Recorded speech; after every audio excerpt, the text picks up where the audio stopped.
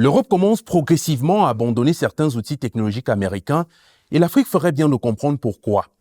En France, l'administration veut remplacer Zoom et Microsoft Teams par une solution française appelée Visio. L'Allemagne remplace progressivement Windows par Linux.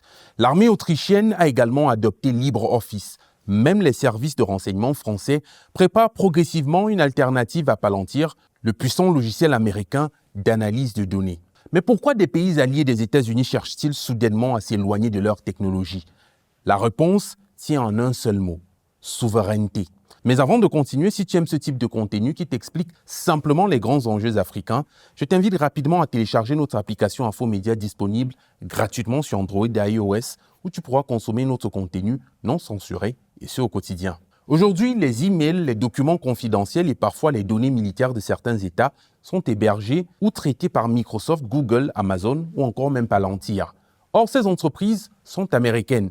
Elles restent donc soumises aux lois et aux sanctions décidées à Washington, même lorsque leurs serveurs ou leurs clients se trouvent ailleurs. Lorsque les États-Unis ont sanctionné Karim Khan, le procureur de la Cour pénale internationale, son compte de messagerie Microsoft a tout simplement été désactivé.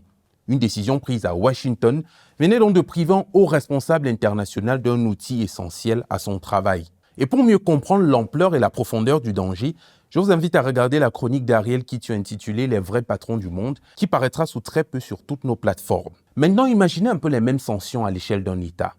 Les messageries de ces ministères suspendues, ces données administratives devenues inaccessibles ou ces logiciels tout simplement privés de mise à jour. Aujourd'hui, il n'est plus nécessaire de bombarder un ministère pour le paralyser.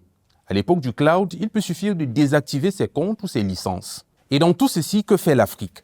L'Union africaine a adopté des stratégies sur les données, la cybersécurité et la transformation numérique. Plusieurs pays construisent aussi leurs propres data centers. Mais dans les faits, une grande partie de nos administrations continue de fonctionner grâce à des outils, des logiciels, des clouds, des satellites et même des équipements conçus et contrôlés à l'étranger. Et attention, avant que vous ne parliez de solutions chinoises ou russes pour remplacer celles déjà existantes, comprenons bien ceci. Remplacer une dépendance américaine par une dépendance chinoise, russe ou européenne ne constitue pas une véritable souveraineté. En fait, elle n'en constitue même pas une. De l'autre côté, il faut aussi comprendre que l'Afrique n'a pas besoin de tout fabriquer maintenant, immédiatement. Ce sera même pratiquement impossible.